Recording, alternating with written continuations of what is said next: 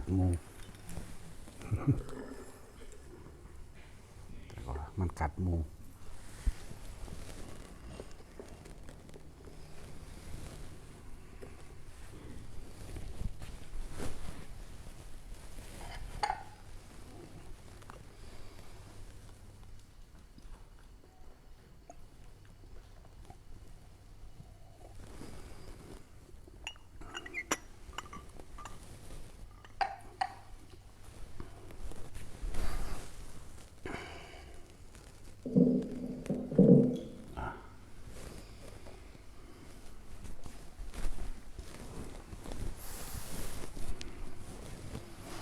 ฝึกไปเรื่อยหัดไปเรื่อยคำว่าฝึกไปเรื่อยเดี๋ยวพ่อแม่นแค่ว่าสิมาฝึกแค่นั่งสมาธิอย่างเดียวฝึกการให้ทานการเสียสละการช่วยเหลือการแบ่งปันฝึกเพื่อจะบอกให้ยึดมั่นถือมั่นบอกว่าฝึกไปเรื่อยทดสอบตัวเองไปเรื่อยให้ทานโดยเพราะปรารถนาสิ่งใดตอบแทนช่วยเหลือแบ่งปันทานบ่แม่นแค่ว่าสิว่ามาทานแต่เฉพาะกับพระทานกับคนทุกข์คนยากหรือช่วยเหลือบ่แม่นคนทุกข์คนยากกระช่างบัดนี้ที่เป็นรถติดลมรถคนด้วยตกลมสิดันรถขึ้นซอยเขาโดยบ่ต้องไปหวังหยังกับเขาสินะหรือแนวทางอาชีพการงานการเงินนั่นแหละเรียกว่าให้ทานบ่แม่นแค่ว่าสิมาทานแต่เงินแต่ของผ้าอาบน้ำผ้าสบงจีวรบาทหรือสร้างกุฏิวิหารอย่างเดียวมีหลายแบบหลายอย่างเลยบอกว่าฝึกไปเลยสละความเห็นแก่ตัวเพิ่นก็เลยบันไดแรกเจ้าแรกต่อมาก็ฝึกให้รักตนเสมอผู้อื่นรักผู้อื่นเสมอด้วยตนลองเบิ่งก็คือการรักษาศีลนั่นแหละมันเป็นซื่อมั่นศีลหัวใจมันแท้ๆมันก็คือถ้าเฮาหักเจ้าของเองเฮาก็บ่ทำลายผู้อื่นตัวหัวใจมันถ้าเรารักตัวเองจริงๆแล้วก็เราจะไม่ทำร้ายใครเลยเพราะทุกๆคนก็ปรารถนาความสุขความอยู่ดีเหมือนกันหมดบ่ต่างกันสัตว์ทั้งโลกนี่บ่ได้ว่าแต่คนเบิดสัตว์ทั้งโลกช้างม้าวัวควายนั่นแหละจึงว่าศีลทานศีลเนคขมะก็คือการฝึกหัดข่มใจตัวเองให้ออกจากสิ่งที่เคยชอบเคยพอใจสัญญาเดิมๆอารมณ์เก่าๆนั่นแหละบังคับลองฝืนมันเคยโมโหเร็วเวลาคนบอกผิดใจเขาว่าราคะนี่แปลว่าความยินดีพอใจในอย่างในรูปร่างลักษณะท่าทางของบุคคลนั้นๆลองฝึกข่มตัวเองว่ามันมีโทษถ้าไปแบบนี้กับเขาแล้วมันมีโทษรูปรสก็เหมือนกันบ่ได้เห็นแต่ว่าสิเป็นรสอาหารรสชาติอารมณ์ของชีวิตนั่นแหละรสแห่งธรรมหรือรสคำว่ารสแห่งธรรมรสชาติชีวิตเท่านี้แหละรสคือสะใจคือพอใจคนเฮาส่วนมากก็ทำตามความพอใจของเจ้าของฝึกข่มรู้ว่ามันเห็นโทษควรไม่ควรนะรูปรสกลิ่นก็เหมือนกันเทียบเอาแต่บ่ได้กลิ่นนี่กูบ่ยอมก็มีเด้เนาะแสวงหากลิ่นจนเกิดฝากเขาไปซื้อน้ำหอมยี่ห้อเดียวกันแต่ว่าผิดกลิ่นก็มีโมโหกันเครียดกันก็มีเด้เสียงนี่ก็หลายเยอะเสียงที่น่าพึงพอใจแต่มันเพลงก็จะเอาเพลงที่แต่ของพอใจนี่เสียงและเสียงที่คนพอใจที่สุดคือเสียงสรรเสริญเสียงยกยอปอปั้นพวกมักย่องแต่เขาบอกสรรเสริญแล้วเขานินท่ากล่าวตูนั่นนี่โมโหนี่จึงบอกว่ารูปรสกลิ่นเสียงกระทบสัมผัสรู้สึกทางกายบางที่ผมบ่มักผ่าผู้ใดก็มักผ่าเนื้อนุ่มเนื้ออ่อนเบิดนั่นแหละเนาะบ่มักนี่เขาว่าสัมผัสร่างกายคือเฮาเอาเสื้อผ้ามาใส่แข็งโพดกระด้างโพดดูมันนั่นนี่คือบ่อันน่าสิโอ้ยสอยขี้ได้ออกแนวเว้ยอันนั้นนี่ออกแนวก็ว่าไปนั่นแหละบ่แม่นแค่สัมผัสเฉพาะ กับคนที่เขาอยากสัมผัสเด้บ่แม่นแค่ว่าสัมผัสทั้งเนื้อหนังกันระหว่างผู้หญิงกับผู้ชายเด้มันมีสัมผัสหลายกว่านั้นอีกนั่นแหละเลยว่าเฮาบอกในจุดที่เพิ่นบ่ทันได้นำออกมาแสดงส่วนมากเพิ่นสิบอกแต่ราคะนี่พอใจในผัวในเมียในรสแห่งกามเพิ่นสิบอกไปซ้ำนี่นะแต่ว่ามันมีลึกละเอียดกว่านั้นอีกบ่แม่นแค่ว่าสัมผัสนึงอย่างจับจับนมเขานุ่มเนาะบ่แม่นแค่นี้มันเลื่อยเข้าไปถึงเสื้อผ้าห่มผ้าใส่ผ้าเช็ดโตหรือกางเกงเครื่องนุ่งห่มต่างๆแม้กระทั่งหมวกสัมผัสทางกายแบบนี้นั่นแหละสัมผัสทางกายบ่แม่นแต่สิสัมผัสตั้งแต่ผัวแต่เมียแต่ผู้หญิงผู้ชายสัมผัสกันเด้นั่นบ่ล่ะนั่นแล้วเลยเว้าเชิงลึกเข้าไปอีกแต่ว่าเนคขมมะก็ว่าฝึกหัดข่มใจตัวเองให้เห็นโทษของความยินดีพอใจในรูปในรสในกลิ่นในเสียงเรียกว่าเนคขมมะฝึกหัดตนเองนะครับปัญญาคือความรอบรู้ตามความเป็นจริงรอบรู้ในกองสังขารตามความเป็นจริงสังขารคิดนึกปรุงแต่งก็ว่ากายสังขารรอบรู้ในวัตถุธาตุที่ประกอบกันขึ้นมีความเกิดธรรมดาแตกดับเสื่อมสลายเป็นธรรมดารอบรู้ในความคิดจิตตสังขารกะรู้ความคิดนี่เสื่อบ่ได้เนี่ยแต่ให้มันหูให้มันทันนั่นแหละให้มันทันความคิดคนเฮาสุขหรือทุกข์ก็อยู่กับความคิดนะส่วนมากก็คิดไปทางที่พอใจในความพอใจเนี่ยความบ่พอใจก็สั่นอยู่ในระหว่างข้างนั่นแหละให้มันทันรูปะหรือรูปสังขารนี่นะกับจิตตสังขารนี่นะนั่นแหละรูปธรรมหรือนามธรรมนั่นแหละนี่เรียกว่าปัญญาให้มันรอบรู้ให้มันทันให้มันเห็นโทษให้มันเห็นโทษแล้วก็เห็นคุณของความคิดดีทรงอารมณ์เป็นกุศลคุณของโทษความคิดบ่ดีไอ้โทษของความคิดบ่ดีมื้อนี้นะให้มันเห็นนี่แหละจึงว่าให้พวกเขามาฝึกหัดให้เห็นรู้เห็นตามความจริงในสิ่งนี้ท่านคิดในกรรมปัญญาถ้าเขารู้รอบรู้แล้ววิริยะต้องเกิดคือเพียรพยายามเป็นภาษา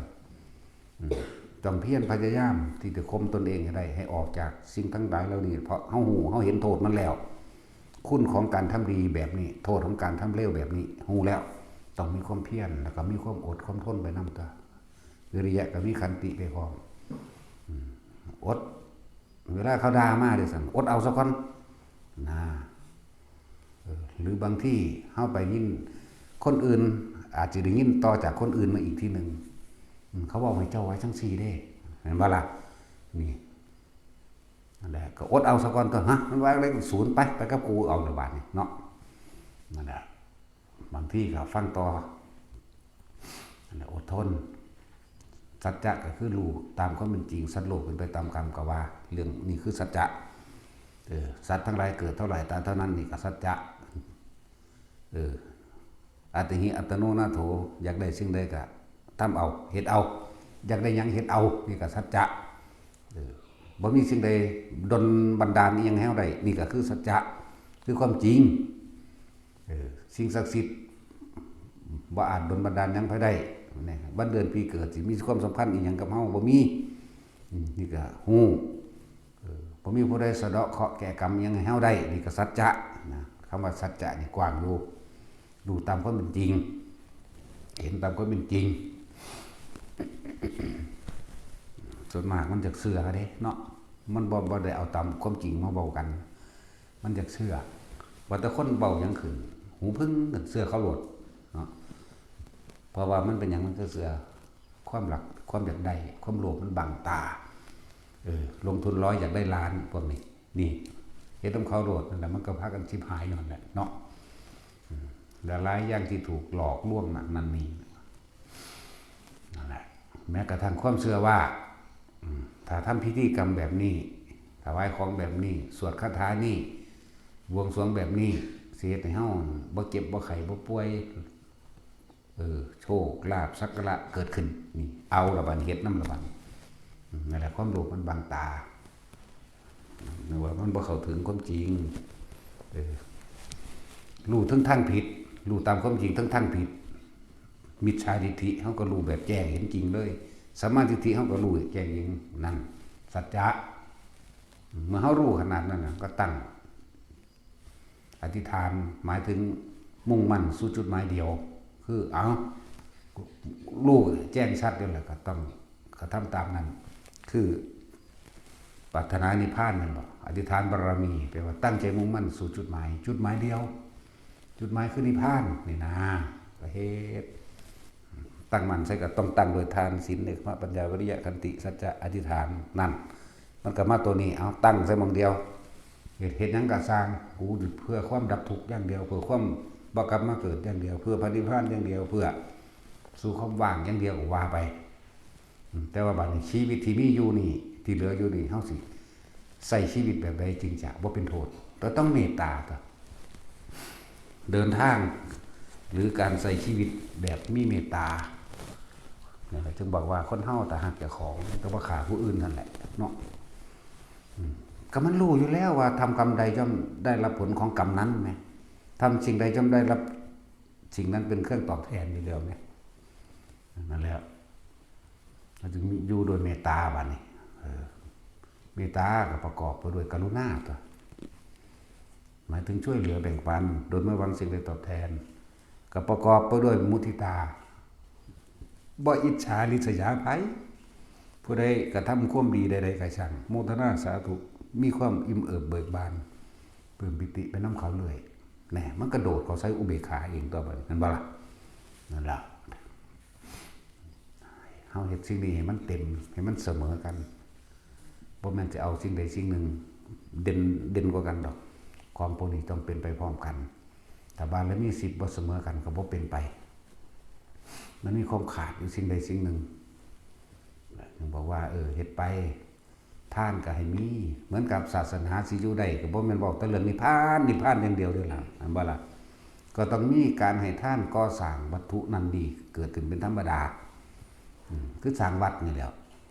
แต่คนบ่ทานเจ้ายังมาสร้างเดี๋ยวนี้เนาะจังซั่นแล้วก็มีการก่อสร้างเป็นธรรมดาแต่ว่าก็ให้อยู่ในพระวินัยแน่เฮาก็บ่เฮ็ดที่มันนอกเหนือธรรมนอกเหนือพระวินัยนอกเหนือธรรมคือบ่เป็นตามจริงคือเขาสร้างพญานาคไว้ให้คนเขาไปบูชาบวงสรวงเพื่อจะเกิดโชคลาภอันนี้บ่เป็นตามความจริง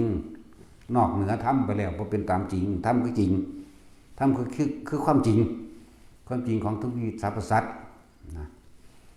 ธรรมคือความจริงเบิดนี่บ่สร้างยักษ์ไว้ให้คนไปบูชาเพื่อเสียให้เกิดฤทธิ์เดชและอำนาจบ่สร้างนั้นนี่ที่มันผิดพระธรรมและวินัยก็นั่นแหละถ้ารู้ตามความเป็นจริงแล้วก็เฮ็ดเอาการก่อสร้างก็มีธรรมดาพุ่นมันมีมาตั้งแต่ต้นแรกตั้งแต่เพิ่นได้รับพุทธธรรมนายมาแล้วแต่ของเพิ่นตั้งไว้ว่าเพิ่นต้องสำเร็จสัพพัญญูเหมือนบ่ล่ะ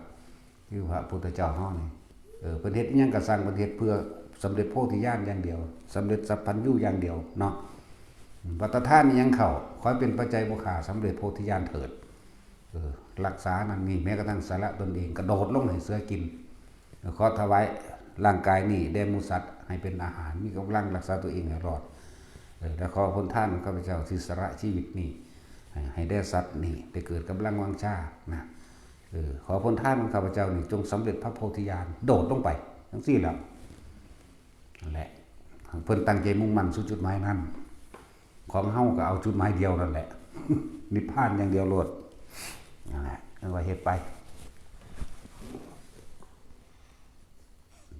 ธรรมดาแนวมื้อนี้ เรื่องการให้ทานจังซี่ที่บอกไว้ว่าอย่าไปหวังผลในทานว่าอยากได้นั่นจะเป็นนี่เถาะเอาจุดหมายเดียวโลดมันต้องสิเป็นไปของมันเองดอกบ่อยากได้ทางใดเด้แนวมื้อนี้หลายอย่างในความละเอียดลึกซึ้งต่างๆในความละเอียดเข้าใจที่พวกเฮาบ่ทันเข้าใจบ่ทันเข้าถึง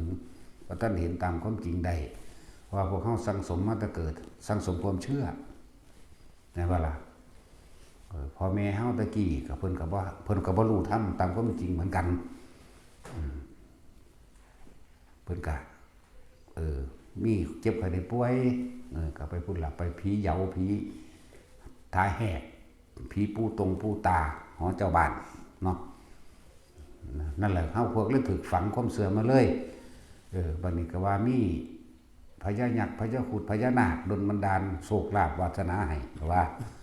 ถือเอาคอรอแค่แลไปเพื่อป้องกันโตว่าถือเอาหากไม้หากไหลไปแล้วบางคนก็หาเอาแขวหมูตันแขวเสือ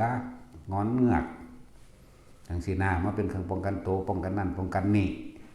นั่นคือความเห็นผิดนั่นบ่ล่ะเพิ่นก็บ่รู้เพราะความปรารถนาดีของเพิ่นนั่นแหละเพิ่นจึงให้เฮาไปถือเอาจังสั่นจังซี่บางคนก็เรียนคาถาไสยศาสตร์มนต์แดงมนต์เขียวมนต์แหล่มนต์ซิวเนาะนั่นแหละเป็นทีซาลือให้คนเกงขามอย่าไปใกล้เลยเขามีอันนั้นนี่ที่จริง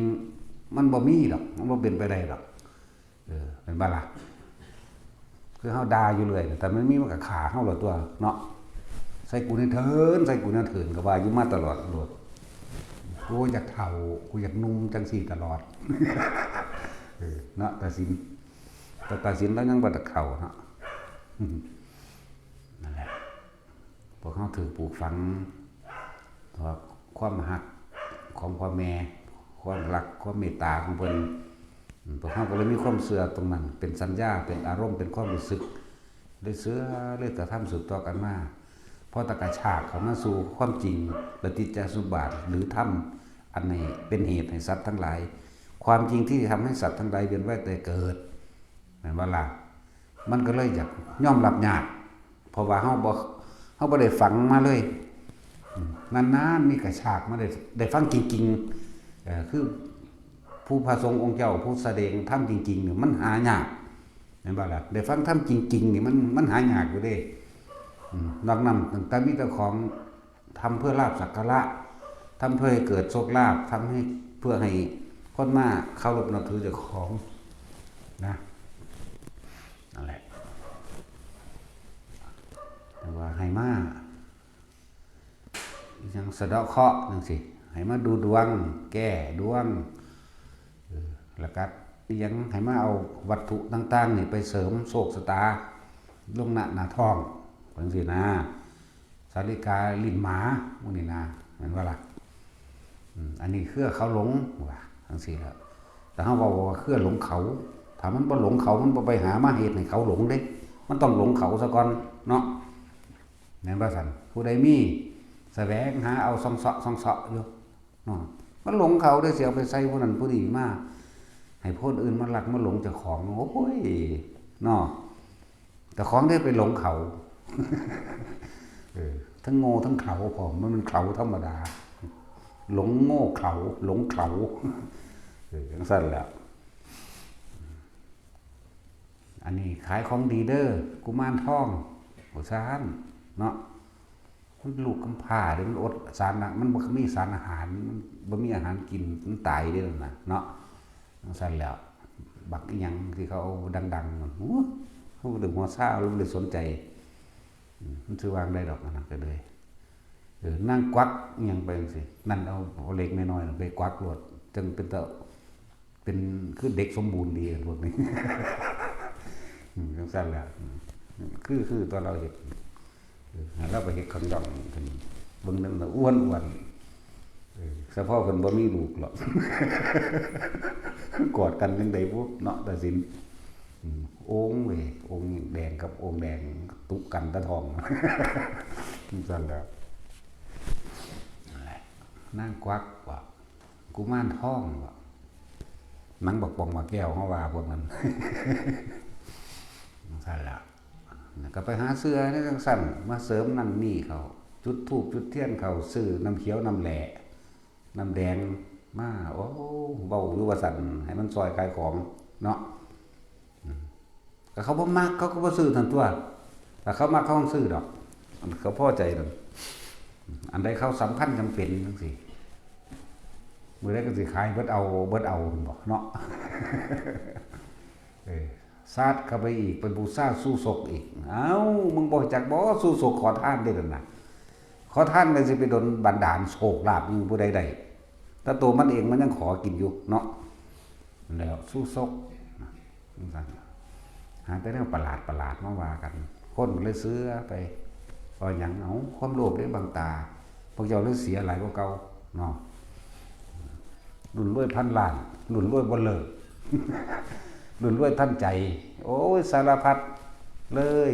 ภิกษุนักบวชเลยเกิดกลายเป็นเครื่องมือหาเงินมั่งแล้วก็เอาพระพุทธเจ้ามาเป็นเครื่องมือหาเงินนะแต่ผู้ที่เฮ็ดในเสื่อมมากที่สุดคือศาสนาบุคคลนี่เด้ว่าซื้อความหมายผิดอีกอย่างหนึ่งคือเจ้าของเองบ่ฝึกบ่หัดบ่ปฏิบัติบ่ศึกษาแต่บวชเข้ามาแล้วศึกษาพระวินัยอันเดียวกันนี่สิบ่แปลกกันเลยเหมือนกันหมดสิระวังภัยระวังมันพระวินัยพระธรรมเดียวกันนี่เอาแต่ความจริงมาใส่กันนี่คนก็สิบ่หลง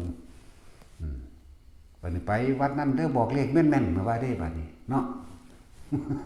จังซั่นแล้วเขาเป็นเครื่องมือหากินไปตัวที่ประแดนเลยบอกเข้าถึงความจริงคือจังมาเฮานี่โอ้ยมาพึ่งพาบารมีหลวงพ่อนี่แล้วให้พ้นทุกข์พ้นยากนั้นได้ตัวใดฝันดีบ่นี่แม่โอ้ยจังซี่แล้วห่วยอีหานี่ได้บาปนี่ก่อนสูสิมาฟังกูนี่สูก็มีข้อมูลแหน่หาลางคนเพิ่นบ่มีของดีบ่เนาะเฮาว่าอยู่ในหูดังก็ว่าไปอีกแบบนึงได้บ่นี่มีของขังบ่มีไปซื้อเอาอยู่ซุ่มซื้อเอาซุ่มตลาดเอามาเห็นหยังก็เอามาขังเลยสั่นมันโง่กันนั่นแหละซื้อมาเห็นหยังนะเพิ่นเข้าใจว่าเฮาสิเฮ็ดพิธีให้ผู้ดีบ่ธรรมดาเด้มันคิดเอาเองเข้าข้างเจ้าของบ่จักซ้ำโอ้ยโง่หลายกูก็บอกไว้จังซั่นแหละให้ซื้อเอาซุ่มมาแล้วมึงก็เข้าไปอยู่ในซุ่มแล้วก็ขังเจ้าของไว้นั่นแหละของขังเนาะ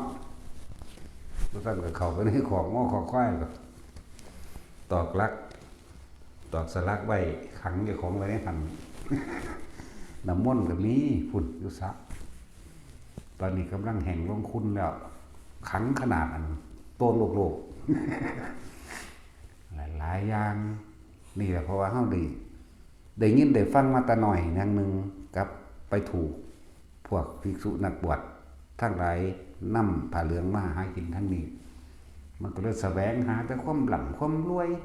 จะให้คนรักอยากให้คนหลงโศกลาภวาสนาว่าไปเนาะนั่นแหละเพิ่นแล้วว่าตาที่มันที่สื่อตอนที่เจริญก็เจริญเพราะว่ายอดคือพระพุทธเจ้าบวชแม่นบ่ถ้าบ่มาบวชเฮ็ดตั้งสี่ออกแบกแนวออกงูออกไปก็บ่มีผู้ใดสิเชื่อสิเว้าเรื่องนิพพานแล้วใดจูงลูกจูงเมียไปแสดงเรื่องพระนิพพานมันสิผู้ใดสิไปฟังเดี๋ยวนี้เนาะก็ต้องแหวกแนวออกมาตัวเมื่อเจริญก็พอเจริญพอศาสนาบุคคลพุทธเจ้าก็เป็นบุคคลผู้นำความจริงออกมาแสดงเมื่อมีคนรู้แจ้งเห็นจริงตามเป็นจริงได้แล้วบวชตามพุ่งขึ้นตัวบัดนี้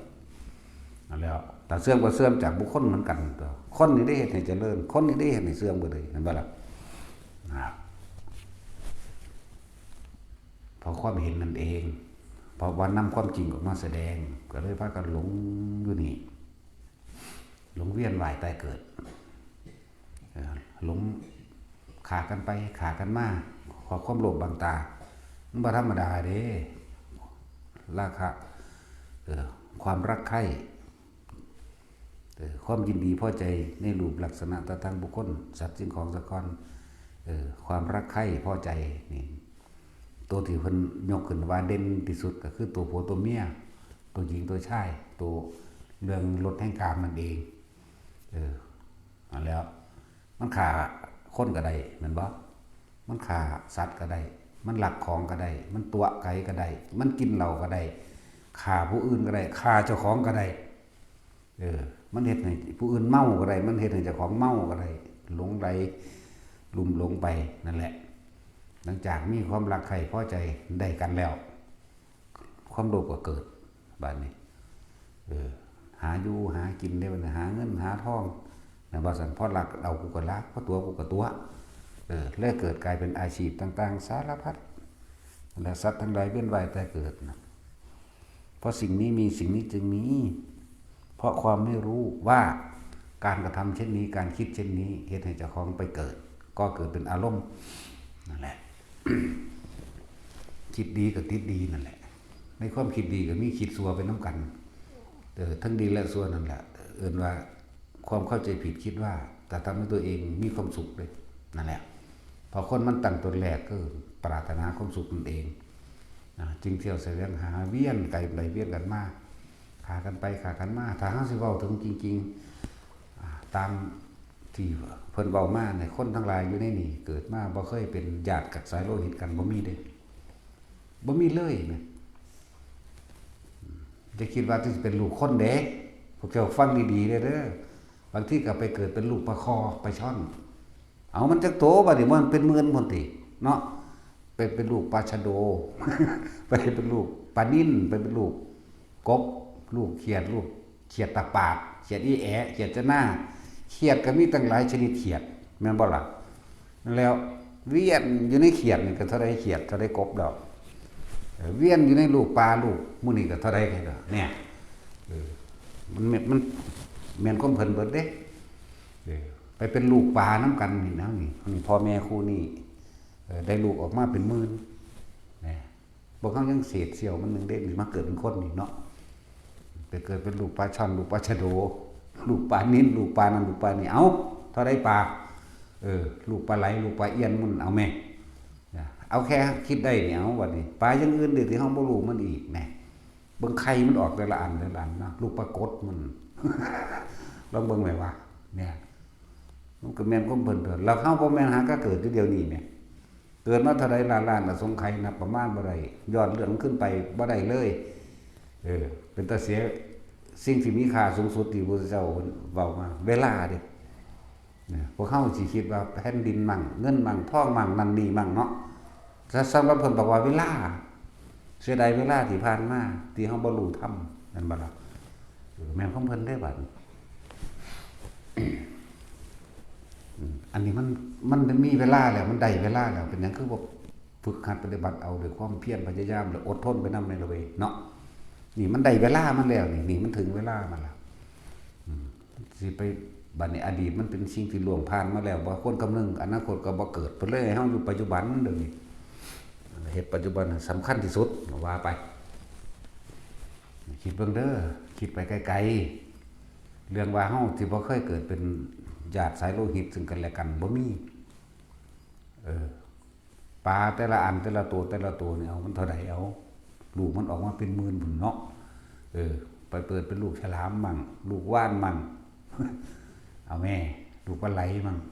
บัดนี้มาเกิดเป็นลูกกบลูกเขียดเด้เอาเท่าใดพวกประเภทกบนี่มันมีจักชนิดบาดนี้เขาเอิ้นกบบ่ได้เขียดตะหน้าเผามัน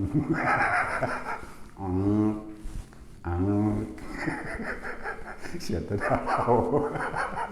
แม่นบ่ล่ะว่าท่านเป็นอึ่งเด้อึ่งมันก็จังห่างเด้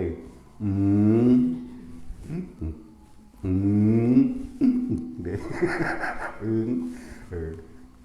พวกเขียดตะหน้าน่ะเด้อเนาะกบมื้อนั้นเอาแม่มันเท่าใดแล้วพวกเจ้าเขียดบ่แม่นคามีเขียดแต่พอน้ำทงน้ำทาน้ำหน้าน้ำขังนั่นเขียดโคกเขียดผู้ก็มีเด้กบผู้ก็มีเด้กบผู้ในโกนไม้ก็มีแต่ตาปลาในโกนไม้ก็ยังมีเด้แปลกประหลาดบ่ล่ะนะผมบ่เคยอยู่ป่าบ่ฮู้ดอกโกนหมักเหลื่อมโกนไม้ต่างๆที่นะตามที่เฮาขึ้นไปนี่เป็นตะเบิ่งมันเป็นตะมีน้ำในโกนมันเป็นโกนก็ขึ้นไปเบิ่งก็มีน้ำอีหลีนั่นคือมีป่าจังซั่นแล้วนี่แล้วเวลามันหิวน้ำขึ้นมามันก็ขึ้นเอาหาเบิ่งตัวเนาะมีป่าเด้ปลาคอกังพวกนั้นรู้จักบ่แล้วแต่อ้วนรู้จักบ่แล้วปลาคอกังรู้จักปลาคอกังบ่มันเฮ็ดจังซี่นะนี่นะ มันกังโกบเบิ่ง นั่นแล้วศัพท์ภาษาพื้นบ้านเนาะมันก็หลายกระดอกเฮาฮู้จักแต่ปลาช่อนแบบชนิดนั้นชนิดนี้เห็นบ่ซั่นปลาชะโดปลาหยังเขาก็ว่าไปนั่นแล้ว แม่นความเพิ่นเบิดเด้แล้วเกิดมาเท่าใดแล้วนี่บัดนี้คิดว่าสิเป็นปลาชนิดเดียวบ่แม่นเด้เป็นเบิดทุกชนิดอีกแน่เป็นกบมื้อนี้ก็กบทุกชนิดอีกเนาะพวกใดก็สอนพวกดีๆระวังถ้าสู้บ่พ้น คือสิเป็นคือเพิ่นดีใจเวลาเพิ่นไปหาสอนหัวกบตัวใหญ่ๆหางใสใหญ่ๆใสๆซั่นน่ะเนาะดีใจไปมาใส่ขี้มันแตกปักปักเด้เนาะนั่นแหละระวังมันเวียนขึ้นเด้อนี่ปัจจุบันถึงแล้วเฮ็ดเอาบ่แม่นว่าสิเป็นตะลูกคนเว้ยแม่นจิบ้าพันธาเพิ่นเว้าเรื่องอดีตกูเคยเกิดเป็นลูกกษัตริย์ว่าเด้สัตว์มันตี้มันบ่แม่นกะมันว่าล่ะเกิดเป็นลูกหมาลูกแมวก็บ่ว่าเด้เนาะเกิดเป็นลูกหมาเท่าใดแล้วเกิดเป็นลูกแมวเท่าใดแล้วเกิดทั้งหมาทั้งแมวทั้งพ่อหมาแม่แมวนั่นน่ะแม่นเบิดตัว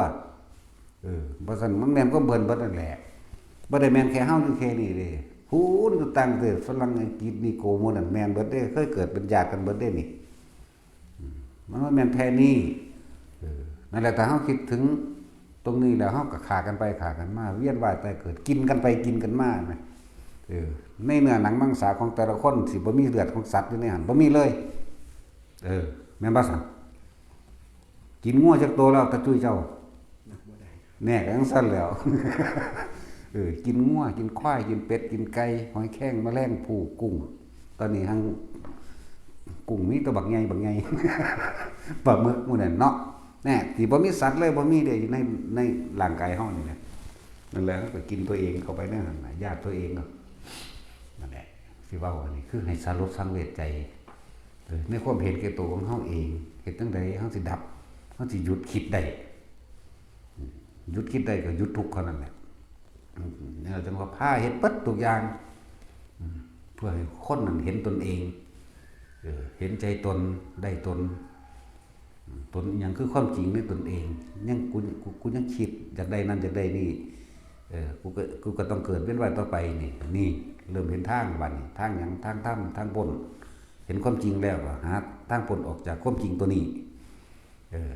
นั่นแล้วว่าพาเฮ็ดเปิดทุกอันทุกแบบเอาโลดได้คิดได้ว่าตะทองสิเกิดเป็นคนตกนรกอยู่เท่าใดนับบ่ได้เด้ตกนรกมากที่สุดเปรตมากที่สุดเดรัจฉานมากที่สุดเกิดเป็นคนมาเอานี่กลับนี่นับประมาณบ่ได้เป็นคนแค่นึงใส่นี่กรรมตามความหนักความเบาอกุศลกรรมตกนรกเวียนว่ายตามนรกแล้วจึงคอยเลื่อนลำดับมาเป็นเปรตแล้วจึงมาตกเดรัจฉานเบิดจากเดรัจฉานจึงมาเป็นคนเท่านึงเพราะว่าความบ่สังสมบุญกุศลเกิดขึ้นมาเป็นคนแล้วก็เหตุกรรมมันเก่านั่นด้วยความเคยชินเห็นบ่เคยชินจะเข้ามาชินสัญญาความรู้สึกเคยชินในการขาเคยชินในความอยากได้ก็มีขามีอยากได้มีรักมีนั่นก็ว่าไปแล้วแต่ไผความถนัดของไผของมันพวกถนัดรักพวกถนัดปล้นพวกถนัดขาพวกถนัดหาพวกถนัดโกงตัวเนี่ยก็ชินเกิดขึ้นมาพ้นภาวะทีนึงตกลงไปอีกแล้วกับหนึ่งหรืออสงไขยบางทีมันกรรมหนักบัดไปถือมองที่ว่าบ่ให้เห็นคุณพ่อคุณแม่อีกบัดนี้คำว่าธรรมนี่คือความจริงอยู่เช่นนั้นใครจะเชื่อหรือไม่เชื่อก็ตามผลของการกระทำจากกายวาจาใจของเจ้าของเองย่อมได้รับเหมือนเดิมต่างประเทศเขาฆ่าพ่อฆ่าแม่เขาอย่าคิดได้ว่าเขาจะบ่ได้รับกรรมของคำว่าอนันตริยกรรมแน่ได้รับคือเก่ามันบ่มีพระเจ้าทั้งใดมันมาไถ่โทษไถ่บาปมันผู้ใดดอกก็สั่นพวกเขาฆ่ากันตายเอาไปติดคุกก็ให้พระเจ้าไปติดแทนนั่นตัวรับให้เนาะนี่เราร้อนกระวนกระวายคิดถึงเมื่อไหร่ก็กังวลเมื่อนั้นคือเอาตัวนี่บาปมันแปลว่าจังซี่บุญมันแปลว่าสงบเย็นบาปนี่ว่าเราร้อนกังวลบัดนี้อารมณ์อะไรที่มันเราร้อนกังวลอยู่ตายไปตับอารมณ์นั้นมันก็ลงนรกกันตัวบุญความสงบเย็นจังน้อยกูก็สิสร้างพุทธรูปแล้วเว้ยตายก็ไปสวรรค์เท่านั้นนึงแหละแต่ก็เวียนไปแต่เกิดคือเก่าเนาะนั่นแหละเรื่อยๆว่าปุญญาพิสังขารความคิดทั้งหลายที่เป็นแม้จะเป็นกุศลและการดีแต่ว่าถ้าเราไม่วางเราก็เกิดไปในสิ่งที่ดีนั่นแหละคือยังติดอยู่คือเก่าปุญญาพิสังขารความคิดร้ายความคิดไม่ดีก็เกิดอารมณ์ไม่ดี กลับไปเกิดเหมือนกันก็เกิดนรกเกิดเปรตจังซี่เนี่ยก็นั่นแหละสองอย่างเลิ่นว่าปุญญาเนยชาพิสังขารแปลว่าความเข้าใจผิดเด่นคิดว่าทำดีกูไปสวรรค์คิดว่าทำบ่ดีบ่มีดอกสวรรค์นรกส่วนมากสิไปจังซี่นั่นแหละเพิ่นแปลให้นัยยะเดียวว่าเข้าใจว่าได้เกิดสู่อันพรหมโลกหรืออรูปภพแล้วพ้นทุกข์ไปได้เลยนี่เพิ่นแปลให้นัยยะเดียวเฮาให้หลายกว่านั้นเฮาให้หลายกว่านั้นแต่ว่าถ้าเฮาคิดอย่างนึงนะที่บ่เคยเป็นญาติกันเลยบ่มีนี่ที่เฮากินอยู่ซุมื้อนี่ก็ญาติเฮาเด้เนาะหาแล้วกินกบกินไก่จักโตแล้วถ้าจุ้ยเจ้าจื้อได้บ่เป็ดเคยกินบ่นั่นจังซั่นแล้วพวกกุ้งหอยแครงแมลงพวกนี้นับบ่ได้เนาะแม่บ่ได้นับได้อยู่ในนี่นั่นทุกชีวิตอยู่ในนี่ที่บ่มีเลือดของสัตว์บ่มีเด้นั่นแหละพระพุทธเจ้าเริ่มเว้าเหมารวมบอกว่าสัตว์ทั้งหลายรวมเลยสัตว์ทั้งหลายที่เขามาเกิดมาเป็นอาหารที่จริงเขาบ่ได้เกิดมาเป็นอาหารแต่ว่าเป็นอาหารโดยกรรมนะบ่ล่ะอกุศลกรรมบีบมาอาชีพบางอาชีพก็บ่มีใครอยากทำแต่ว่าด้วยกรรมพวกนักโทษประหารแล้วก็มีผู้นายเพชฌฆาตเขาบ่อยากเป็นได้ความจริงแต่ก็เป็นอาชีพโดยกรรมอกุศลกรรมให้เป็นนั่นก็มีบ่ล่ะ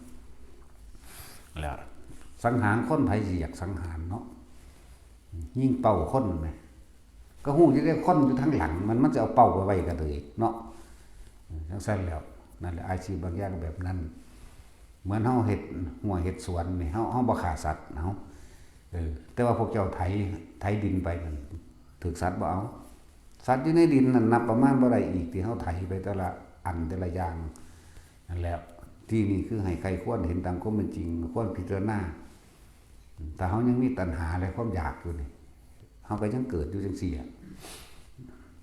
ขุดนั้นพักนั้นเดียวพวกเจ้าว่ามันมีหยังอยู่ในหันอยู่บ่ล่ะทั้งที่ตาก็ยังเห็นอยู่ได้บางอย่างพวกให้ดินเนาะเฮาไปเกิดเป็นให้ก็เท่าใดนับประมาณบ่ได้ขี้เข็บและแม่งงอดเอาแม่คิดได้อยู่บ่เกิดเป็นนั่นแมงมุมหมู่นั่น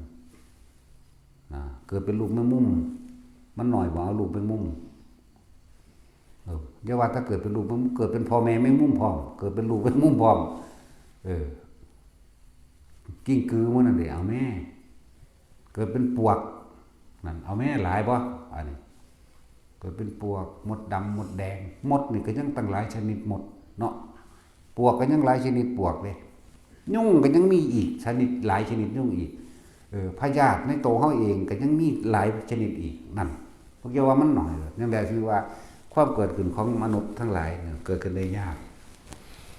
ที่เพิ่นเปรียบอุปมาให้เฮาฟังกันไปใช้มุสลีนี่ติดว่าบ่ให้หนีนอนอยู่นี่รางวัลทุดงแมวบ่อ้วนขึ้นบ่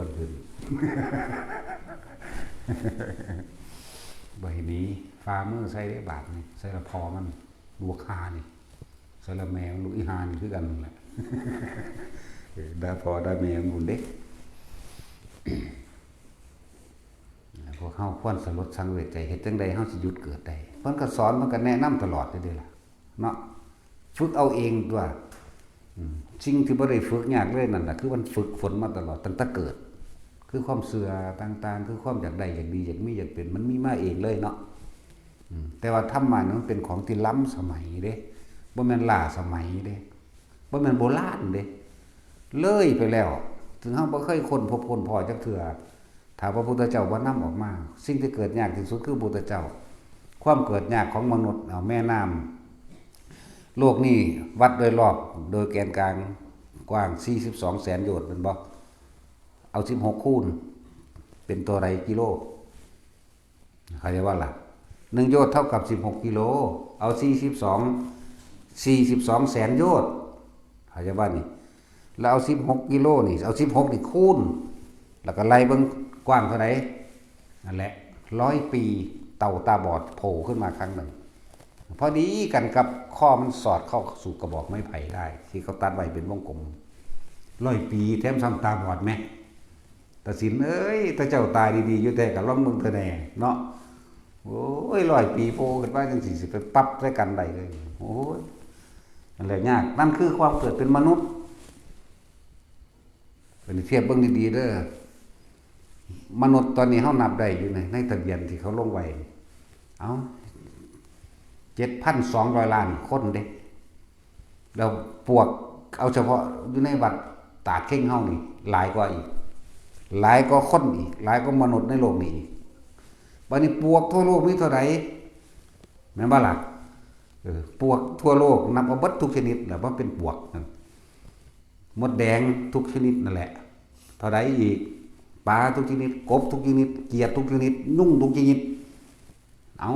มาเทียบดูบัดนี้กับคนมันนี่หน่อยนึงได้คนนั้นน่ะนั่นแล้วเปรียบเหมือนพ่อพวกเจ้าได้เห็นว่า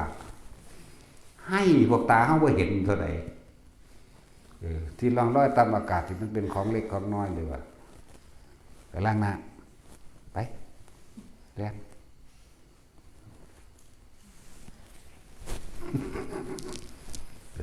มีหมาอยู่ตัวเดียวก็พอได้หรอกหมาหนุ่ยอ้วนๆในจักหน่อยนั่นแหละเปรียบเบิ่งเอาเด้อคำว่าคน72,000 ล้านคนเนาะทางสายละอ่านเบิ่งเอา 7,200 ล้านบ่แม่น72,000 ล้านโดยประมาณนี้บวกคนป่าที่บ่มีทะเบียนบ้านให้เลยเด้นี่นั่นแล้วพวกเฮาคิดว่าพวกเฮาดีเลิศประเสริฐอีหยังแล้วคือว่าพวกเฮาสิประเสริฐกว่าสัตว์บ่แม่นเด้เนาะได้คิดว่าตัวเองประเสริฐเด้อมันเลวยิ่งกว่าเขาอีกเนาะแต่ว่าเขาก็เคยเป็นคนมาก่อนนี่มันเวียนบ่ซั่นนั่นแล้วเฮาอยู่ในนี่แหละกำเนิดซีกำเนิดซีเบี้ยนกันไปเบี้ยนกันมาเรื่องว่าสัตว์ที่บ่แม่นสัตว์คือผู้ปล่อยว่างได้แล้วบ่ได้กลับมาหาอยู่หากินอีกอย่างบ่ล่ะเป็นผู้สิ้นตัณหาเบิดความอยากนี่จังเกิดพ้นจากความเป็นสัตว์มีธรรมเท่านั้นที่เฮ็ดให้เฮาพ้นไปได้ตามคำสอนของพระพุทธเจ้าที่เพิ่นกฎธรรมชาติหรือสิ่งที่เป็นธรรมชาติอนิจจังทุกขังอนัตตาเพิ่นบ่ได้ตั้งขึ้นมาได้สิ่งใดสิ่งหนึ่งเกิดขึ้นเป็นธรรมดาสิ่งนั้นดับเป็นธรรมดาเพิ่นก็บ่ได้เป็นผู้ไปตั้งกฎเกณฑ์มันขึ้นมาได้เพิ่นไปค้นพบมันซื่อๆได้แต่เพิ่นจังนำความจริงนี่ออกมาเว้าสวรรค์ก็มีอยู่จังสั่นนรกก็มีอยู่จังสั่น8หลุมก็8อยู่จังสั่นบริวารแต่ละหลุมแต่ละหลุมอีกอย่างละ2,000 ก็มีอยู่จังสั่นของมันเด้โลกนี่เที่ยวเกิดเที่ยวดับมันก็เที่ยวเกิดเที่ยวดับอยู่จังสั่นเพิ่นบ่ได้เป็นผู้ตั้งนิพพานเพิ่นก็บ่ได้เป็นผู้ตั้งมันเป็นของมันจังสั่นเพิ่นไปค้นพบค้นพอมาแล้วเพิ่นนำวิธีที่ให้พวกเฮาพ้นออกจากความอยากพ้นออกจากตัณหาเนี่ยเพิ่นนำวิธีมันมาเด้สิ่งที่เพิ่นรู้มีหลายกว่านั้นสิ่งที่เพิ่นนำมาสอนนี่แค่นี้เศษดินที่ปลายเล็บใบไม้เท่ากับมือถึงเพิ่นนำมาสอนเพิ่นเอาตัวหัวใจมันแล้วง่ายแล้วสั่นแล้วนะแล้วย่นเข้ามาอีกกว่าเก่าอีกง่ายกว่าเก่าอีกคือจังเฮาอมเข้าไว้บ่คืนนี่แหละเนาะลมหายใจนี่เนี่ยง่ายสั่นเข้านี่อันอื่นๆสิว่าเพิ่นสิไปค้นพบค้นพอมานั่นแหละเพิ่นว่าพวกเฮาว่าปฏิบัติบูชาเพิ่นบ่ได้หยังดอกเพิ่นบ่เอาหยังแล้วปฏิบัติบูชาเพิ่นบูชาให้เฮาได้หยังเด้อนี่แม่นบ่ล่ะปฏิบัติบูชากับเจ้าของได้เป็นผู้ใดเองพ้นเองแม่นบ่ล่ะนั่นแหละคิดเทียบเรื่องของมนุษย์กับอันสัตว์ทั่วไปในเด้ออันใดมากอันใดน้อยก็เลยนั่นแหละความเกิดขึ้นของสัตว์ของพวกเฮาเกิดแต่ละศาสตร์มันยากเพิ่นเทียบเหมือนกับว่าเต่าตาบอด100 ปีโผล่น้ำขึ้นมาทีนึงถึงมาเนื้อน้ำปุ๊บกระบอกไม้ไผ่ที่เฮาตัดไว้เป็นป่องไว้สุกเอาหัวสุกเข้าปั๊บพอดีกันนั่นแหละความเกิดเป็นมนุษย์ขนาดนั้น100 ปีได้ยังโผล่แถมส่องตาบอดอีก42 แสนโยชน์เอา16คูณเป็นตัวเลขเท่าใดแสดงว่าเครื่องคิดเลขนี่รับบ่ได้แม่นบ่แน่ก็จังซั่นล่ะมันเท่าใดล่ะนั่นบัดนี้ วันนึงพระพุทธเจ้าเกิดขึ้นยากก็นั่นอีกไหมถ้าตาสิเทียบอีกพระพุทธเจ้าจะเกิดขึ้นในแต่ละพระองค์42 แสนกับเอา16 คูณเป็นสิไหมโอ้ยแต่สิคูไปยังดอกว่าพอสำนีหนึ่งดอกเนาะนางสักหลากนี่พูดถึงความยากลำบากในการเกิดเป็นมนุษย์กับพ่อแห้งแล้วแล้วก็พูดถึงความยากลำบากในการผู้ที่เอาธรรมะออกมาแสดงพระพุทธเจ้าเป็นนิติเป็นที่หนึ่งอยู่แล้วคนที่นำความจริงมาแสดงคนผู้นั้นแต่ต้องปฏิบัติมาก่อนหูเห็นมาคือกันเป็นประจักษ์พยานในเพิ่นใดแล้วจึงนำออกมาแสดงได้แต่ว่าส่วนมากพวกเฮานี่ไปฟังของปลอมนั่นบ่ล่ะอย่างเช่นยังเฮ็ดให้ร่ำเฮ็ดให้รวยนั่นแหมปลอมตัวไปหาผูกแขนบ่ผูกต่อสะเคาะยังต่อชะตรงชะตาอย่างนั้นนะเขาบอกว่าถือเขาว่าเฮาบ่ได้ไปสนใจในวันนั้นเฮามีความเชื่อมั่นในตนเองเรียกว่าศรัทธาปัญญาเฮาก็มีใครคนพระหน้าตามความจริงของตัวเองความเพียรพยายามเฮาก็สร้างกันมาด้วยตนเองสิ่งใดที่ได้มาเพราะผู้อื่นสิ่งนั้นเป็นดุจดังของยืมเข้ามาได้เฮาเขาต้องรู้ด้วยตนเองเขาต้องเป็นด้วยตนเองเขาต้องเห็นด้วยตนเองได้เขาบ่ได้ไปเชื่อไผง่ายๆคำว่าเชื่อของเฮานี่จะตัดสินว่าเชื่อก็บ่แม่นไม่เชื่อก็ไม่ใช่เด้พิสูจน์ด้วยตนเองมีความเชื่อมั่นตนเองได้เอาแล้วแต่เฮาก็เพียรพยายามด้วยตนเองพอถ้าเฮาใครควรย่านทัศนะรู้เห็นตามแบบนี้แล้วความเป็นจริงได้แล้วเอาความคิดมันลงเห็นตามเนี่ยแต่ว่ากูบ่ทันได้เชื่ออีกพุ่นดิ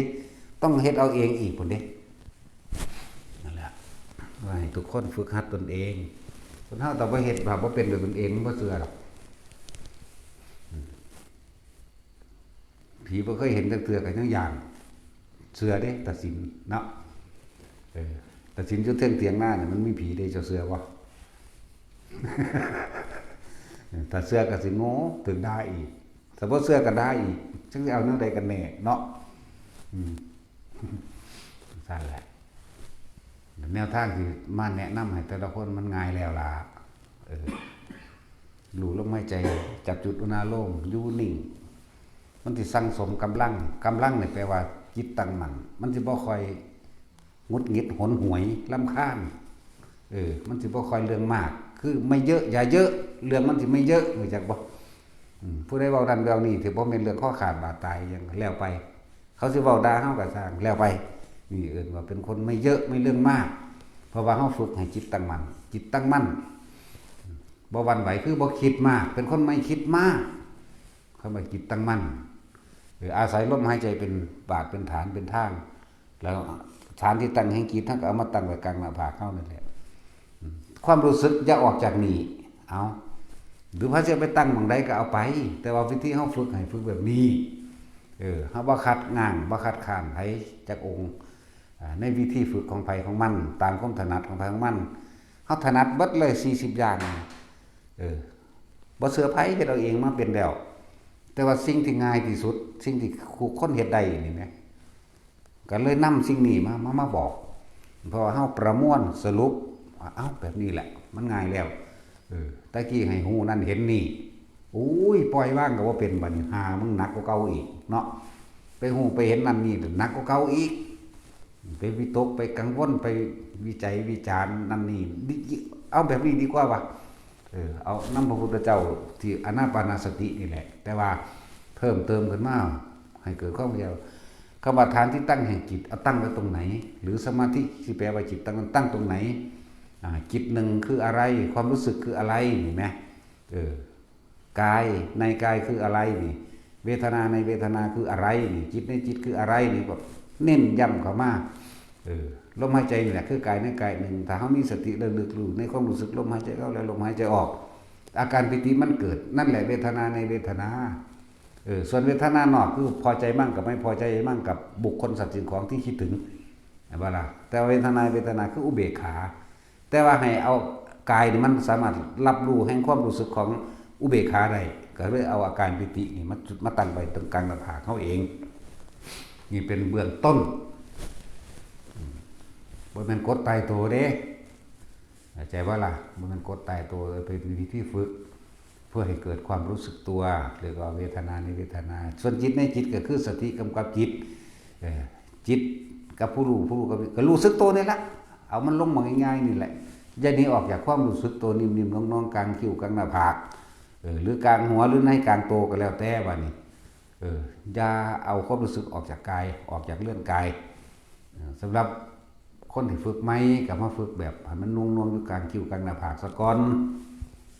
นอกนั้นมันสิคอยเป็นไปจังคอยฟังคำบรรยายเอาตัวบัดนี้มาล่ะก็เฮ็ดไปนั่นแหละ เป็นวิธีที่ง่ายแล้วบัดนี้มันบ่ได้เกี่ยวกันกับสถานที่หรือเวลาถ้าเฮาฮู้จักหลักมันแล้วมาล่ะพอทุกคนนิพพานกูก็อยากไปรวยกูอยากจักรวยผัวเมียกูก็ห่วงอยู่เนาะจักเสียแบบใดกันแน่ก็เลยต้องคอยสังสมไปนั่นแหละ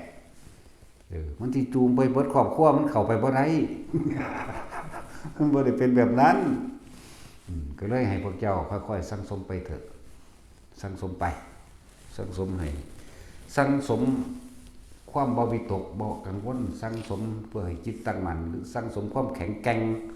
เพื่อให้จิตใจของเจ้าของเด็ดเดียวเด็ดขาดแข็งแกร่งตอนนี้มันบ่ทันได้แข็งแกร่งมันก็เลยต้องสังสมมันยังวันไหวถ้าผู้ใดเว้ายังหูมันยังพึ่งใจมันอยากไปมันอยากสูญจะขาเขาอยู่เนาะนั่นแหละก็เลยต้องฝึกมือละเล็กมือละหน่อยไปนั่นแหละอยากรู้เบิดโลกนี่ก็อยากรู้เบิดทุกอย่างก็อยากรู้เนาะนิพพานก็อยากเอารวยก็อยากรวยผัวกูก็อยากเอาไปนำลูกหลานกูอยากเอาไปนำเมียกูก็อยากเอาไปนำลูกหลานกูพ่อแม่กูญาติกูอยากเอาไปนำนี่แหมมันยังมีตัวนี้เบิดนั่นแหละเห็นบ่ซั่นถ้านาพวกบวชมาแล้วมันก็ยังมีอยู่เด้เนี่ยมันบ่ทันได้ขาดเด้เนาะถ้าผู้ขาดแล้วก็มีคือกันจังว่ามีการฝึกให้ตัวเองออกจากตัณหาออกจากความอยากออกจากความเห็นออกจากทุกความคิดออกจากทุกความคิดเห็นผู้ใดบ่ยืนยันว่าตัดสินแต่จิตตั้งมั่นดีแล้วผู้ใดบ่ยืนยันตัดสินบ่มีความคิดเห็นว่าผิดว่าถูกว่าผีว่าคนว่าสัตว์ว่าสิ่งของไม่มีความเห็นจะบ่นี่แต่รู้เฉยๆเห็นเฉยๆนี่นั่นแหละมันก็พ้นได้ก็คือผู้เพิ่นฝึกไปนี่แหละแต่พวกเราอยู่ทั้งอันเมียนเผาศพเฮานั่นเนาะเอาเอิ้นแต่นาธรรมนั่นน่ะจังซี่พวกติดขัดปัญหานั้นนี่ก็ลองถามเพิ่นเบิ่งตัวครูบาจุ้ยผู้นึงอยู่ฟังนาธรรมเด้อติดขัดปัญหาในความสงสัยต่างๆเพิ่นสิให้ความเห็นแบบว่าควรละแบบนี้ความคิดแบบนี้หรือความร่างแบบนี้แล้วก็ครูบาตึงฟังมันมี2องค์ด้วยดอก2องค์ก็เอาจากสิ่งที่เขาเจ้าเป็นมาเว้าให้ฟังเขาเจ้าฝึกทรงชาติของเจ้าอุณโลมเขาเจ้ามันมาน่วงบนหัวเขาเจ้าก็รู้สึกมันมาอยู่หน้าผากเขาเจ้าก็รู้สึกมันอยู่ท่ามกลางหน้าอกเขาเจ้าก็รู้สึกมันก็เป็นคำว่าแล่นไปแล่นมามันเกิดขึ้นเลยดอกบ่แม่นแล่นแบบเชื่อมโยงแบบนั้นบางทีมันก็น่วงขึ้นนี่บางทีก็ขึ้นหัวบางทีก็อยู่นี่จนเขาเจ้ามีความตั้งมั่นได้คำว่าตั้งมั่นหมายถึงความคิดบ่บอกแวกนะความคิดบ่ออกบ่ไปมีความเห็นกับสิ่งใดเอาเพิ่นมานั่งอยู่อันเถียงหน้านี่หรือกุฏิหลังนั้นหลังนั้นปุ๊บคนกับผู้ใหญ่บักสูงกับซ้ำนั่นแหละกับผู้ใหญ่บ่สูงคักดอกตามันออกแสงคือจังไฟฉายออกตานี่มั้ยไฟโคบออกตาเวลามันเหลียวไปบุญเหลียวไปเฮาก็เห็นหุงน้ำมันมั้ยรู้จักเห็นหุงบ่พวกนั้นแต่อ้วนแปลออกคำว่าเห็นหุงรู้จักคำว่าเห็นหุงมั้ยเห็นหุงแปลว่าเห็นทางโอ้ยยากนะเว้านำพวกนี่พวกบ้านนอกเนาะยังเด็กแปลภาษาให้ฟังอีกอยู่พวกนี้เสียเปรียบเฮาพวกนี้เว้ามาแม่บอกภาษาเพิ่นเฮาเลยรู้เบิดเนาะถ้าเฮาบอกภาษาเฮานี่เพิ่นบ่รู้นำเฮาเด่นเนาะ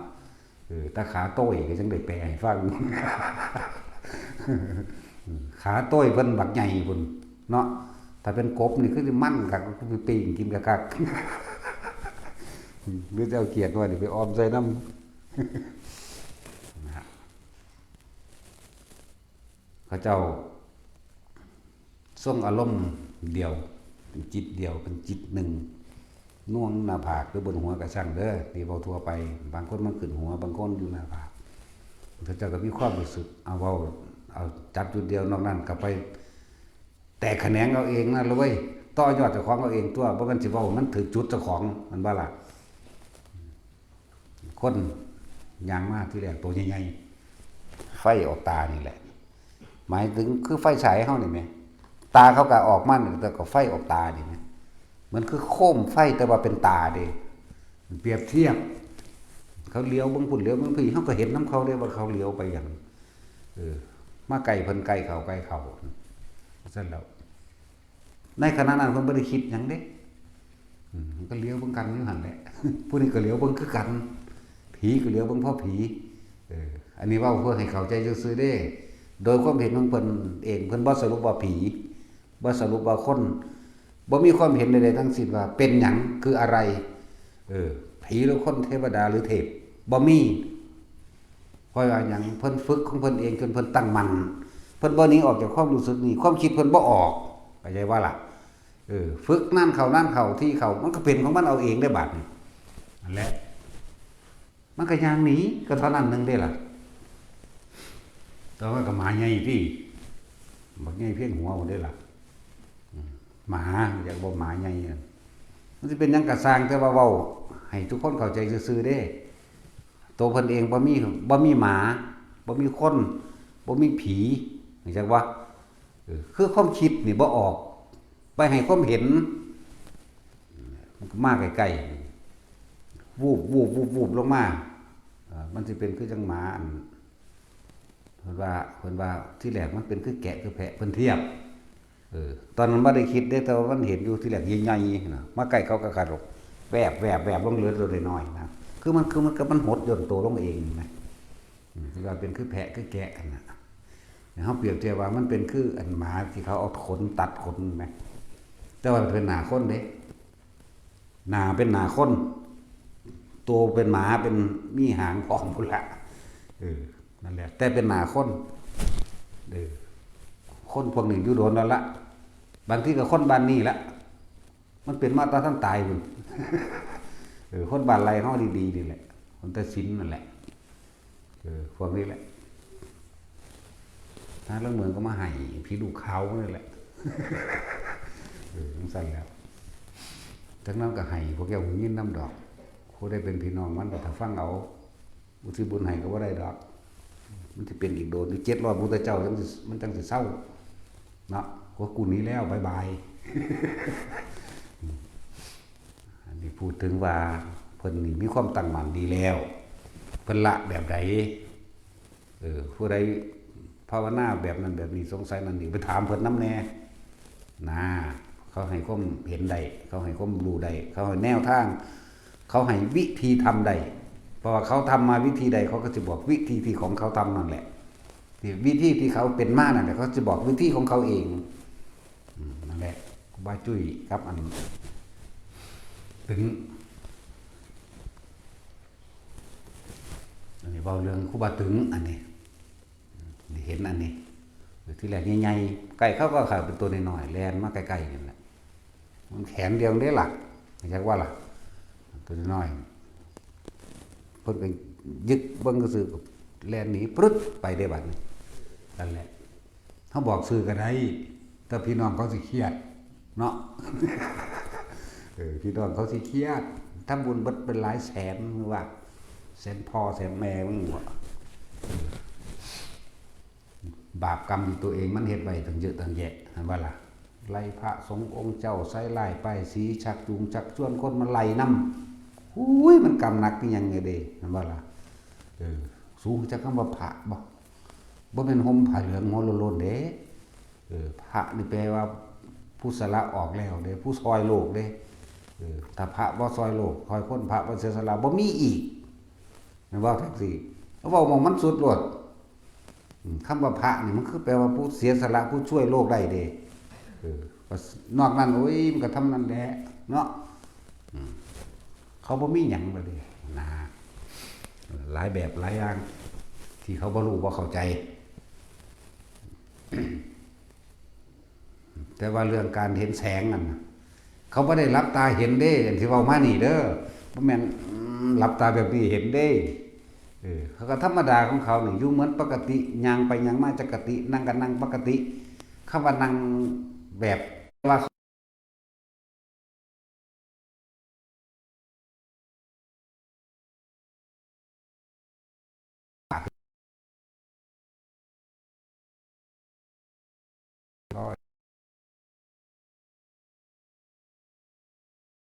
มา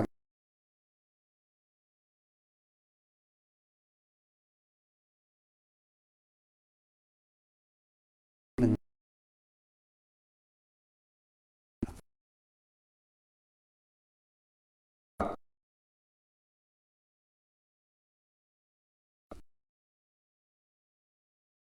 มัน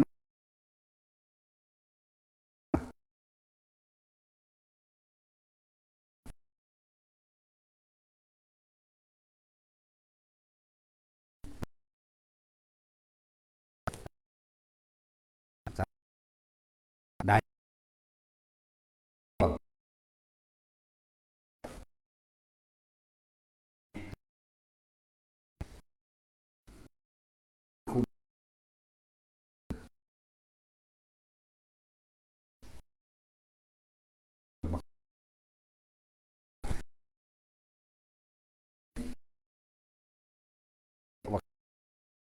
ตัวนี้ว่าผมเห็นในเมื่อกะเฮ้ยแต่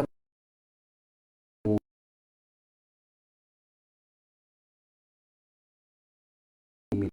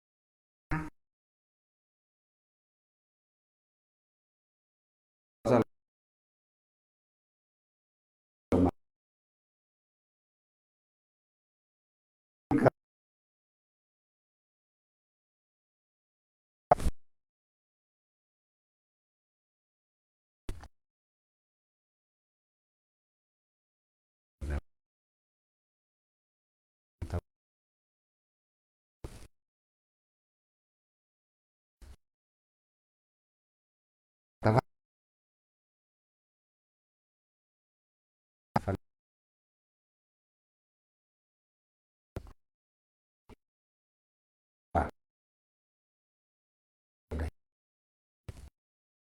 สม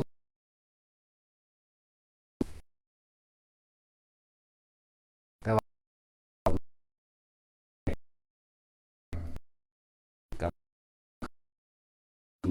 เด็กบุญก็ขาวก็โอ้ยโดนเจ้า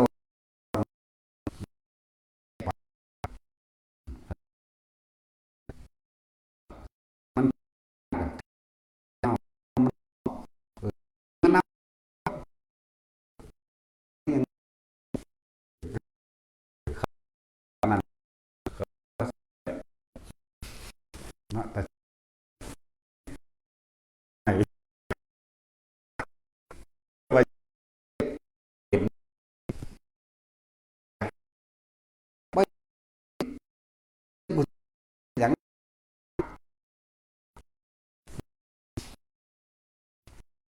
นั้นจากผู้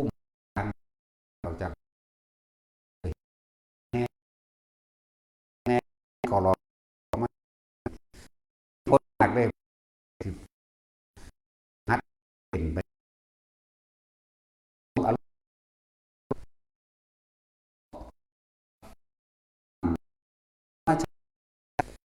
แค่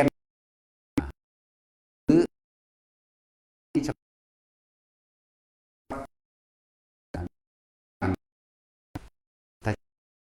ตั้งเฮ็ดบ่ได้ต้องเลยนึกได้ย่อมเป็นคือมันที่มันติด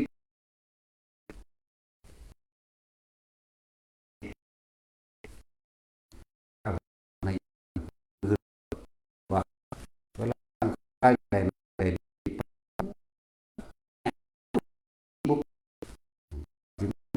สิมีวิธีออกคำกรรมว่าคาถานั้นคาถานี้ซื้อจริงๆเกี่ยวเลยมันได้บอกมันนั่งได้มากสั่นแหละเพื่อยังจิตมันอยู่กับคำนี้ให้มันเป็นจิตความจิตให้จิตอยู่ในเฉพาะบริการนี้คาถานี้เพื่อของมันนั่นแหละถึงให้ว่ามีวิธีเกาะที่พึ่งจังบ่ได้คิดให้ออกฝันเด้อสัตว์เด้ว่าตุ่นอีหลีแล้วมันบ่ออกเด้อแบบนั้นพอมันค่าคิดอะไรไปเรื่อยไปเรื่อยมันก้อนหินดินนั้นนี่ไปแล้วของที่ใหญ่ขึ้นใหญ่ขึ้นใหญ่ขึ้นจนถึงว่าเอาตัวเองออกจากผ้าได้หลักการเดียวกันอันนี้เขาก็เอามันออกกับตัวนี้เขาก็กลางผ่าจีวรออกเขาก็เอามันไว้ทั้งกลางคือกันตัวกระผ่าเขาคือเขาก็เอามันนอนไปเขาก็พับเขาก็พัดมันกิ่งอุ้มไปตัววันนี้บ่แม่นมันออกเองแต่ผู้อื่นบ่ได้เฮ็ดมันออกอยากว่าบ่แม่นมันได้เขามันทดสอบเขาก็ปิ้งขึ้นมามันก็ออกอีหลีเลยมันสิรู้เรื่องผีแมวหยังฝุ่นพวกเขาเฮ็ดฝุ่นเขาเบิ่งทดสอบว่าร่างจิตเขาฝุ่นแม้กระทั่งว่าส่งของไปก็ได้อย่างว่าล่ะถ้าเฮ็ดตัวเองออกได้แล้วก็ลองทะลุกำแพงออกเบิ่งนั่นนี่ออกเบิ่งเมื่อแม่นแค่นั้นเด้เอาตัวเองไปหาอยู่นำผู้อื่นก็ยังได้อย่างว่าล่ะเรียกว่าแต่ว่าท่านได้เว้าไปซื่อๆนั่นแหละถ้ามันชำนาญแล้วมันเป็นแล้ววิตกนิดหน่อยแล้วตั้งจิตตามความละเอียดหยาบของมันเองไปยุ่งน้ำผู้นั้นผู้นี้มันก็ไปได้ยังสิบ่ได้แล้วนี่เนาะเฮ็ดเป็น2 คน 3 คนก็ได้เด้ล่ะแล้วมันสิเลยเถิดแต่อันเอาอันขวดน้ำออกจากผ้าก็จะออกมาได้อยู่เฉพาะถ้าพึ่งขนาดพูดถึงว่าว่ามันมีประโยชน์หยังแน่ที่ใส่นี่ประโยชน์อันที่ว่านี่คือเฮาจิตเฮาความคิดของเฮาส่งอารมณ์เป็นกุศลนี่ต่างหากแล้วเฮาก็สิเล่นไปแล้วมาเฮาสิจับได้ว่าคำว่าจิตตั้งมั่นหรือคำว่าว่างคำว่าเป็นกลางคือหยังกลางนี่สิจับได้แบบใดตัวเองนั่นน่ะสิรู้เอาเองผู้ฝึกหัดผู้ปฏิบัติผู้ที่คลุกคลีอยู่ในอันนี้แหละสิฮู้เองแล้วก็เป็นการฝึกหัดปฏิบัติธรรมอย่างหนึ่งอยู่แล้วแม่นบ่ล่ะเพราะนั้นสิจับได้ดอกนะคำว่ากลางมันบ่มีหยังสิเทียบได้เด้มันคณะเดียวนึงเด้มันน้อยมันสั้นจังได๋ล่ะมันพับออกโลดแล้วคือเฮาเฮ็ดกระดาษออกจากผ้าบ่ได้เฮ็ดเป็นแล้วก็แต่ของเฮ็ดเองจักบ่เองสิไปเชื่อไผเนาะแต่ว่าตัวกับเจ้าของตัวเจ้าของมั้ยเนาะซั่นแล้วเฮ็ดของใหญ่ขึ้นออกแค่เฮ็ดทดลองออกแล้วปุ๊บก็ทดลองตนเองเมื่อทดลองตนเองแล้วก็ลองไปพิงฝาผนังห้องเจ้าของทะลุอันคำเว้าบอกว่าทะลุออกว่าเฮาก็บ่ได้ว่าเฮาสิทะลุเด้เฮาเฮ็ดเล่นซื่อไปพิงอยู่จักมันกลางแนวใดแล้วตอนนั้นก็เลยจิตตั้งเป็นกลางแนวใดก็บ่รู้ล่ะมันปุออกมาเอาเองออกมาแล้วเข้าห้องบ่ได้บัดนี้เพราะมันล็อกข้างในโอ้ยมายากได้งัดหน้าต่างห้างเบิด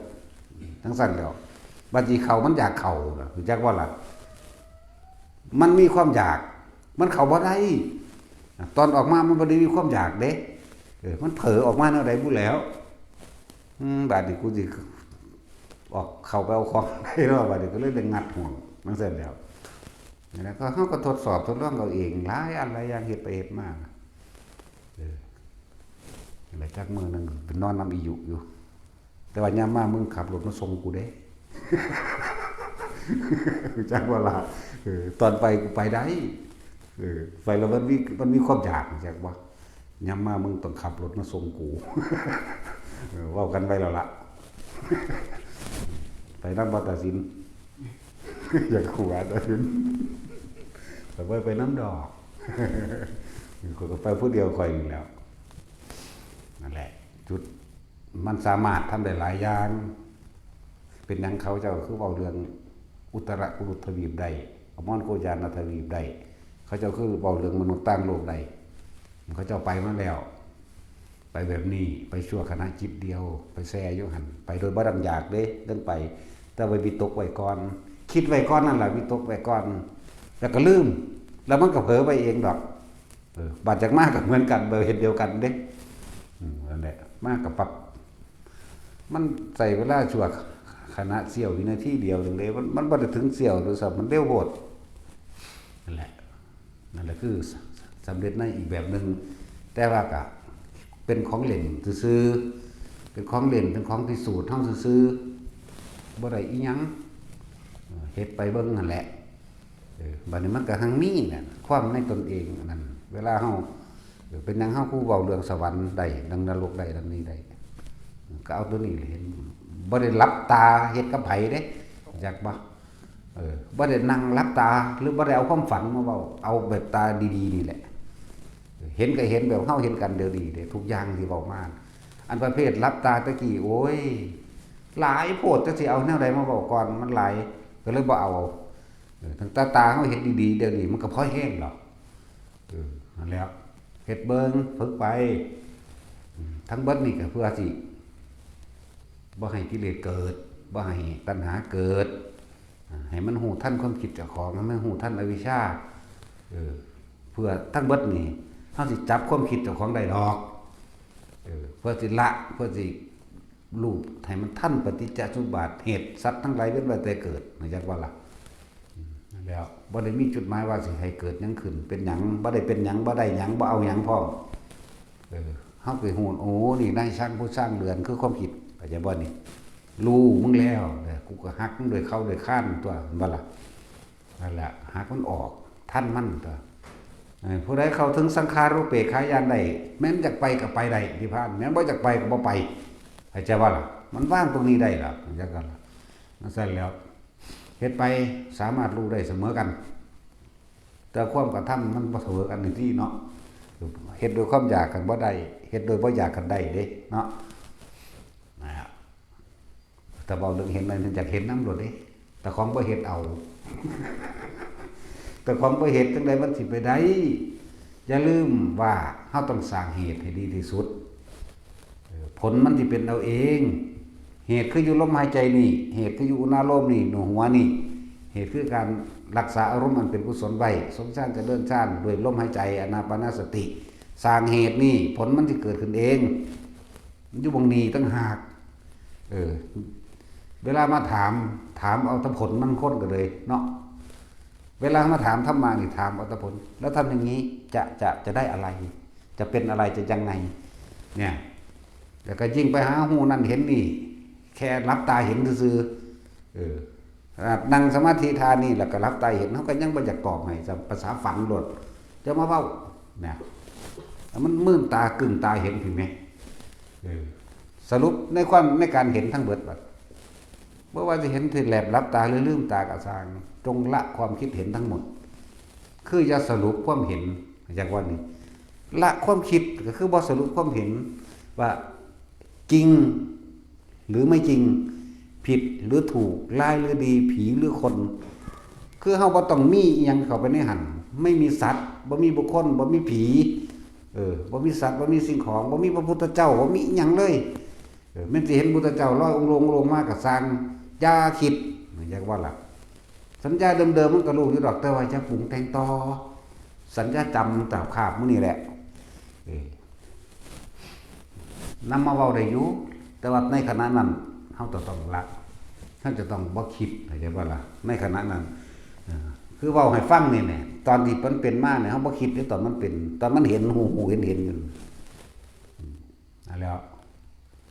ผู้ใดอยากอีก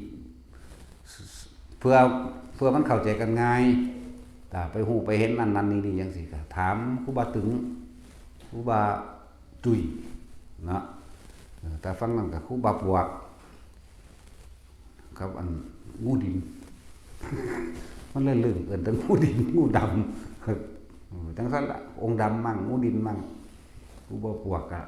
ไล่กับแก่มันเคยเกิดเป็นกับแก่มาก่อน มันเลยสักอย่างไล่คนไทยใส่หัวมันไว้ล่ะ เอาสวัสดีรับบ่รับ